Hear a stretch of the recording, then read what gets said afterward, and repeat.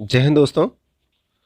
आज की टॉपिक बेहद ही खास होने वाली है, तो चलिए चलते हैं टॉपिक की ओर। आज की टॉपिक है विश्व के भूगोल में सूर्य ग्रहण, अपसौर, उपसौर, अपभू, उपभू, ये सारे टॉपिक आज हम क्लियर करेंगे। ठीक है, आगे बढ़ते हैं। सबसे पहले हम देखते हैं सूर्य। सूर्य क्या है? एक तारा है। सूर्य क्या है? एक तारा है। सौरमंडल का प्रधान है। सौरमंडल का क्या है? प्रधान है। और यह सूर्य जो है हमारी आकाशगंगा दुग्ध मेखला, यानी हमारी आकाशगंगा कौन है? दुग्ध मेखला के केंद्र से 26,000 प्रकाश वर्ष की दूरी पर एक कोने में स्थित है। आप देख सकते हैं ये फिगर में कि यहाँ पे सूर्य को दिखाया गया है, ठीक, जो कि यहाँ से यहाँ का डिस्टेंस 26,000 प्रकाश वर्ष की दूरी पर स्थित है। ठीक है, तो बात को समझते हैं। इस 26,000 के स्थान पे कहीं कहीं आपको 30,000 प्रकाश वर्ष की दूरी पर भी मिलेगा। ठीक है, तो आप लोग कमेंट में बताएंगे कि एक प्रकाश वर्ष बराबर कितने वर्ष होते हैं। ठीक है, चलिए आगे बढ़ते हैं। हाँ, एक बात और कर लेते हैं, प्लीज़ चैनल को आप लोग लाइक एंड सब्सक्राइब करें ताकि ज़्यादा से ज़्यादा ये वीडियो ज़्यादा से ज़्यादा लोगों तक पहुँच सके। ठीक है, चलिए आगे बढ़ते हैं। सूर्य हमारी आकाशगंगा के केंद्र के चारों ओर 250 किमी प्रति सेकेंड की गति से, कितनी गति से? 250 किमी प्रति सेकेंड की गति से हमारी मतलब सूर्य जो है हमारी दुग्ध मेखला का परिक्रमण कर रही है। ठीक है, परिक्रमण कर रही है। ठीक है, अभी बात करते हैं परिक्रमण और परिभ्रमण की। तो हमारी आकाशगंगा के केंद्र की परिक्रमा करने में जो सूर्य है उसे कितने वर्ष लगते हैं? 25 करोड़ वर्ष लगते हैं। कितने वर्ष लगते हैं? 25 करोड़ वर्ष लगते हैं। और यह अवधि ब्रह्मांड वर्ष कहलाता है। क्या कहलाता है? यही अवधि यानी 25 करोड़ वर्ष जो होते हैं इसी को क्या कहते हैं? ब्रह्मांड वर्ष कहते हैं। सूर्य अपने अक्ष पर पूर्व से पश्चिम की ओर चक्कर लगाता है। कहाँ से कहाँ तक? पूर्व से पश्चिम की ओर चक्कर लगाता है। ठीक है, और इसी की तरह शुक्र और अरुण ग्रह भी पूर्व से पश्चिम की ओर चक्कर लगाते हैं। बाकी सभी ग्रह जो हैं वे पश्चिम से पूर्व की ओर चक्कर लगाते हैं। ठीक है, आगे बढ़ते हैं हम। सबसे पहले बात कर लेते हैं रोटेशन अर्थात परिभ्रमण। परिभ्रमण को ही घूर्णन भी कहते हैं। क्या कहते हैं? घूर्णन भी कहते हैं। और इसे दैनिक गति भी कहते हैं। ठीक, और इसी गति के कारण क्या होता है? दिन रात होता है।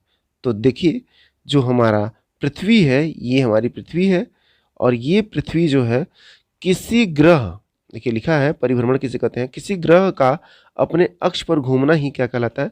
परिभ्रमण या घूर्णन कहलाता है। मतलब अपने अक्ष पे घूम रहा है तो इसका मतलब क्या है? वो परिभ्रमण कर रहा है। और यही परिक्रमण की बात करें, रिवोल्यूशन की बात करें, तो कोई वस्तु किसी अन्य वस्तु को केंद्र मानकर उसके चारों ओर वर्ताकार पथ पे चक्कर लगाती है तो उसे क्या कहते हैं? परिक्रमण कहते हैं। इसे वार्षिक गति भी कहते हैं। ठीक, और इस गति के कारण ऋतुओं में परिवर्तन भी होता है। तो इस बात को आप लोग याद रखेंगे। देखिए ये आपका सेंटर में सूर्य और इसका एक पथ है, किसका? पृथ्वी का पथ है, और इसी पे एक चक्कर जो लगा रहा है आपका पृथ्वी, उसे ही क्या कहते हैं? परिक्रमण गति कहते हैं। और इस परिक्रमण गति को वार्षिक गति के नाम से भी जानते हैं। ठीक, आगे बढ़ते हैं हम लोग। सूर्य से संबंधित कुछ महत्वपूर्ण तथ्य। सूर्य पृथ्वी से औसतन जो दूरी है वो 14.96 करोड़ किलोमीटर है। यानी अगर हम मिलियन में बात करते हैं 149 मिलियन किलोमीटर दूरी पर स्थित है। सूर्य का जो व्यास है वो व्यास है 13,92,000 किलोमीटर। कितना है व्यास? 13,92,000 किलोमीटर। अगर सूर्य अपने अक्ष पर पूर्व से पश्चिम की ओर घूमता है, सूर्य पूर्व से पश्चिम की ओर घूमता है, जैसा कि मैंने पीछे बात कर लिया है। सूर्य का व्यास जो है पृथ्वी के व्यास से 109 गुना है। कितना गुना है? 109 गुना है। आगे बढ़ते हैं हम लोग। सूर्य की ऊर्जा किस क्रिया से उत्पन्न होती है? तो याद रखेंगे आप लोग, नाभिकीय संलयन क्रिया से होती है। ठीक है, उत्पन्न होती है। हाइड्रोजन सूर्य पे जो पाया जाता है 71%, हीलियम 26.5% एवं अन्य तत्व जो पाए जाते हैं वो 2.5% पाए जाते हैं। ठीक है, आगे बात करते हैं हम लोग। सूर्य की संरचना। सूर्य की संरचना 6 भागों में वर्गीकृत किया गया है। कितने भागों में? 6 भागों में, 3 आंतरिक भाग और 3 बाह्य भाग। तो 3 आंतरिक भाग में हम देखेंगे सबसे पहले कोर यानी क्रोड़, दूसरा देखेंगे विकिरण मंडल, तीसरा देखेंगे संवहन मंडल। तो ये जो 3 भाग हैं ये आंतरिक मंडल के भाग हैं यानी आंतरिक भाग है, और बाह्य भाग में प्रकाश मंडल यानी फोटोस्फीयर, और वर्णमंडल अर्थात क्रोमोस्फीयर, किरीट अर्थात कोरोना यानी सबसे बाहरी भाग है जो किरीट अर्थात कोरोना है। ठीक है, एक एक की बात करेंगे बारी बारी से। सबसे पहले बात करते हैं क्रोड़ की। किसकी बात करते हैं? क्रोड़ की। सूर्य का केंद्रीय भाग क्रोड़ कहलाता है यानी कोर कहलाता है। केंद्र का तापमान 15 मिलियन डिग्री सेल्सियस होता है। कितना होता है? 15 मिलियन डिग्री सेल्सियस होता है, यानी 1.5 इंटू 10 के पावर 7 अर्थात 1.5 करोड़ डिग्री सेल्सियस तापमान होता है, जिससे यहाँ पर सभी पदार्थ प्लाज्मा अवस्था में पाए जाते हैं। जिससे यहाँ पर सारे पदार्थ कैसे पाए जाते हैं? प्लाज्मा अवस्था में पाए जाते हैं। यहीं पर नाभिकीय संलयन की अभिक्रिया होती है, जिससे अपार ऊर्जा मुक्त होती है। जिससे क्या होती है? अपार ऊर्जा मुक्त होती है। ठीक है, आप यहाँ देख सकते हैं इस भाग की बात हो रही है, ये आपका कोर है। ठीक है, आगे बढ़ते हैं हम लोग विकिरण मंडल की बात करते हैं। किसकी? विकिरण मंडल। सूर्य का यह जोन कोर को चारों ओर से ढके हुए है। देखिए विकिरण मंडल जो है आपका, ये जो है सूर्य को चारों ओर से ढका हुआ है, कोर को जो है चारों तरफ से ढका है। तो ये भाग जो आपका है इसको ढका हुआ है। कोर से निकली हुई ऊर्जा आगे बढ़ते हुए विकिरण मंडल में विद्युतीय चुंबकीय विकिरण के रूप में पहुंचती है। किस रूप में पहुंचती है? विद्युत चुंबकीय विकिरण के रूप में पहुंचती हैं। जैसे एक्सरे, गामा किरणें, फोटॉन किरणें, ये जो है हमारे धरती पर नहीं आ पाती हैं, क्योंकि हमारी पृथ्वी का वायुमंडल जो है इसे अवशोषित कर लेता है, जिसके कारण धरती पर उपस्थित जीवों की इनसे रक्षा हो पाती है। ठीक है, तो इस बात को भी आप लोग याद रखेंगे। आगे बढ़ते हैं हम लोग संवहन मंडल की बात करते हैं। यहीं से ऊर्जा का आगे संवहन होता है। इससे क्या होता है? यहीं से ऊर्जा का क्या होता है? आगे संवहन होता है। आगे बात करते हैं, इस जोन में हाइड्रोजन के बने सेल पाए जाते हैं। देखिए आपको ये गोला गोला दिख रहा होगा, ये हाइड्रोजन के क्या है? सेल हैं। ठीक है, पाए जाते हैं, और इन्हीं के बीच ऊर्जा का आगे संवहन होता है। इन्हीं के बीच ऊर्जा का क्या होता है? आगे संवहन होता है।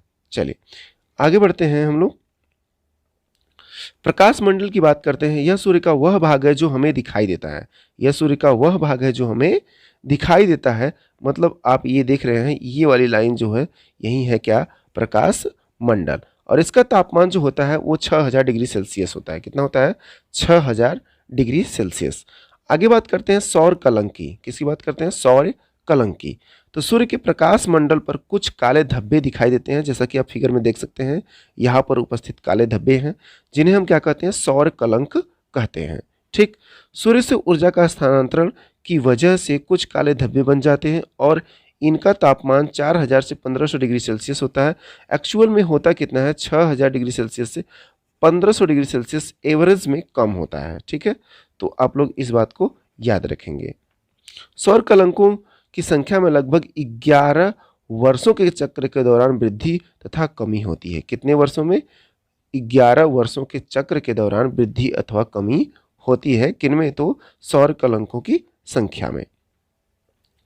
आगे बात करते हैं हम लोग वर्णमंडल की। वर्णमंडल की आप लोग देख सकते हैं, ये जो लाइन है इसे ही वर्णमंडल कहते हैं। यह प्रकाश मंडल के ऊपर का आवरण होता है। मतलब प्रकाश मंडल के ऊपर फोटोस्फीयर के बाद वाला भाग जो होता है उसे वर्णमंडल कहते हैं। इससे सूर्य का वायुमंडल भी कहते हैं। इसे सूर्य का क्या कहते हैं? वायुमंडल भी कहते हैं। अब आगे बात करते हैं सौर ज्वाला। आप देख सकते हैं यहाँ पे सौर ज्वाला जो ये बाहर निकल रहा है छिटक के, यही क्या कहलाता है? सौर ज्वाला कहलाता है। सौर ज्वाला सूर्य की सतह पर होने वाले विस्फोट हैं जो अत्यधिक मात्रा में ऊर्जा उत्सर्जित करते हैं और लपटों के समान दिखाई देते हैं। उन्हीं को सौर ज्वाला कहते हैं। जैसा कि आप फिगर में देख सकते हैं, यह भाग ही क्या कहलाता है? सौर ज्वाला कहलाता है। सौर ज्वाला को उत्तरी ध्रुव पर ऑरोरा बोरियालिस कहते हैं और दक्षिणी ध्रुव पर ऑरोरा ऑस्ट्रेलिस के नाम से जानते हैं। तो वेरी इंपॉर्टेंट, इसे आप लोग याद रखेंगे कि उत्तरी ध्रुव पर ऑरोरा बोरियालिस कहते हैं और दक्षिणी ध्रुव पर ऑरोरा ऑस्ट्रेलिस कहते हैं। ठीक है, चलिए आगे बढ़ते हैं। किरीट या कोरोना की बात कर लेते हैं। यह सूर्य की सबसे बाहरी परत है। यह सूर्य की क्या है? सबसे बाहरी परत है, ये जो बाहर वाली परत है इसी की बात कर रहे हैं हम। इसे केवल सूर्य ग्रहण के समय ही देखा जा सकता है। इसे कब देखा जा सकता है? सूर्य ग्रहण के समय देखा जाता है। किसको? तो किरीट अथवा कोरोना को। ठीक है, आगे बढ़ते हैं। इसे सूर्य का मुकुट भी कहते हैं। इसे क्या कहते हैं? सूर्य का मुकुट भी कहते हैं। आगे बढ़ते हैं। देखिए, सूर्य ग्रहण के समय जो ये वाला भाग आपको दिख रहा है बाहर वाला, इसे ही कोरोना कहते हैं। इसे क्या कहते हैं? कोरोना या किरीट के नाम से जानते हैं। आगे बात करते हैं हम लोग सूर्य ग्रहण की। तो सूर्य ग्रहण की बात करते हैं तो जो सूर्य ग्रहण होता है उस अवस्था को देखते हैं हम लोग। तो ये रहा आपका सूर्य, ये जो सूर्य है और यहाँ पे आपकी पृथ्वी है और बीच में कौन है? चंद्रमा है।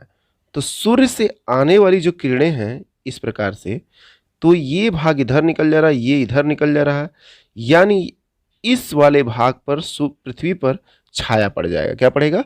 छाया पड़ेगा, क्योंकि चंद्रमा आगे आ गया है, जिसके कारण ये चंद्रमा का छाया कहाँ पड़ेगा? पृथ्वी पर पड़ेगा। और इसी अवस्था को हम क्या कहते हैं? सूर्य ग्रहण के नाम से जानते हैं। ठीक है दोस्तों, चलिए, यानी चंद्रमा बीच में जब आ जाता है तो क्या होता है? सूर्य ग्रहण होता है, और पृथ्वी जब बीच में होती है तो चंद्र ग्रहण होता है।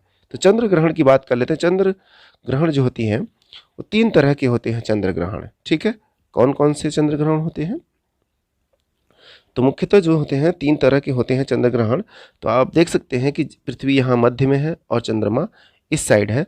तो इधर जो है आप देखेंगे पूर्ण चंद्र ग्रहण इस अवस्था में आया, यानी एकदम सीधी रेखा में होने पे पूर्ण चंद्र ग्रहण। ठीक, यानी देखिए आप इधर देखिए, ये इस प्रकार से, ये इस प्रकार से। तो अब इतने दूर में जब जब चंद्रमा होगा तब तब चंद्र ग्रहण होगा। ठीक, अब थोड़ा ध्यान दीजिएगा आप लोग। तो यहाँ पे जो है मान चंद्र ग्रहण, मतलब यहाँ पे जो होता है वो चंद्र ग्रहण जो होता है बहुत कम टाइम के लिए होता है, और यहाँ जो उसके बाद होता है आंशिक चंद्र ग्रहण होता है, और जो एकदम सीधी रेखा में होता है वहाँ पे पूर्ण चंद्र ग्रहण होता है। ठीक है, और नीचे भी आंशिक होगा थोड़ा थोड़ा। ठीक, तो ये 1, 2 और 3।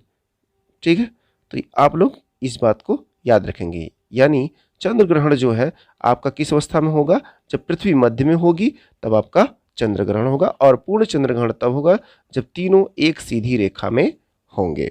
ठीक, आगे बढ़ते हैं हम लोग, थोड़ा और बात कर लेते हैं सूर्य से संबंधित उपसौर अपसौर की बात कर लेते हैं। तो आप लोग दोस्तों याद रखिएगा कि उपसौर और अपसौर कब होता है। तो सबसे पहले हम बात कर लेते हैं कुछ चीज़ों की। देखिए, यहाँ 22, 23 सितंबर और 21 मार्च, ये 2 ऐसे तारीख हैं जब दिन रात बराबर होता है। क्या होता है? दिन रात बराबर होता है। और 22 दिसंबर को दक्षिणी गोलार्ध का सबसे बड़ा दिन होता है, और 21 जून को उत्तरी गोलार्ध का सबसे बड़ा दिन होता है। ठीक है, तो इस बात को आप लोग याद रखेंगे। ठीक, अब थोड़ा एक और बात करते हैं। देखिए, 21 मार्च को बसंत विषु होता है, यानी दिन एवं रात की बराबर अवधि होती है। ठीक, याद रखिएगा। और शरद विषु जो होता है 23 सितंबर को होता है शरद विषु। ठीक है, आगे बात करते हैं। उत्तरी गोलार्ध में ग्रीष्म ऋतु 21 जून को होता है, और दक्षिणी गोलार्ध में शीत ऋतु इसी तारीख को होता है। ठीक है, आगे बात करते हैं। उत्तरी गोलार्ध में 22 दिसंबर को शीत ऋतु होता है, और इसी तारीख को दक्षिणी गोलार्ध में ग्रीष्म ऋतु होती है। ठीक है, तो इस बात को भी आप लोग याद रखेंगे। अब बात करते हैं उपसौर और अपसौर की।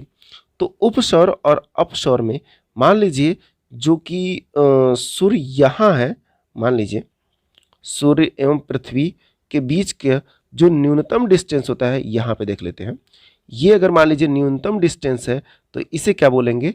उपसौर बोलेंगे। देखिए, कम दूरी उपसौर, उप मतलब छोटा होता है। क्या होता है? छोटा होता है। तो कम दूरी उपसौर, यानी अगर हम बात करें कितनी दूरी होती है? 14.7 करोड़ किलोमीटर होती है आपका सूर्य एवं पृथ्वी के बीच न्यूनतम दूरी की बात करें तो, और मैक्सिमम दूरी की बात करें तो 15.21 करोड़ किलोमीटर होती है। कितनी होती है? 15.21 करोड़ किलोमीटर होती है। तो इस अवस्था को, बड़ी दूरी को कहते हैं अपसौर, और छोटी दूरी को कहते हैं उपसौर के नाम से जानते हैं। ठीक है, उपसौर किसे जानते हैं? छोटी दूरी जब होती है सूर्य एवं पृथ्वी के बीच तो उसे उपसौर, और बड़ी दूरी होती है तो उसे अपसौर कहते हैं। अप मतलब ऊपर होता ही है, आप लोग इस नाम से ही स्पष्ट है। और एक बात कर लेते हैं कि उपसौर जो होता है वो 3 जनवरी को होता है। देखो, छोटी दूरी छोटी तारीख, छोटी दूरी छोटी तारीख जो होती है वो उपसौर की अवस्था में होती है, और बड़ी तारीख यानी 4 जुलाई का जो समय होता है वो 4 जुलाई के दिन होता है अपसौर, अर्थात बड़ी तारीख बड़े डिस्टेंस के समय होती है, यानी अपसौर के समय होती है। ठीक है, तो इस बात को भी आप लोग याद रखेंगे। ठीक है, चलिए आगे बढ़ते हैं हम लोग। अब बात कर लेते हैं उपभू और अपभू की। ठीक है, उपभू एवं अपभू की। तो पृथ्वी एवं चंद्रमा के बीच की मैक्सिमम दूरी को जो कहते हैं अपभू कहते हैं। वो दूरी होती है इतना 4,07,000 किलोमीटर जो दूरी होती है उसे कहते हैं अपभू, और 3,56,000 किलोमीटर की दूरी को कहते हैं उपभू। यानी पृथ्वी के सबसे नज़दीक जब चंद्रमा होता है तो उसे उपभू कहते हैं। देखिए नाम से स्पष्ट है, छोटा तो उपभू, और बड़ा है तो अपभू। ठीक है, इस बात को भी आप लोग याद रखेंगे, वेरी इंपॉर्टेंट, बहुत बार एग्जाम में क्वेश्चन ये पूछा जाता है। ठीक है, तो इस तरह यहाँ पे आपका टॉपिक खत्म होता है। ठीक है दोस्तों, चलिए आप लोग प्लीज़ चैनल को लाइक एंड सब्सक्राइब करें। Thank you for watching.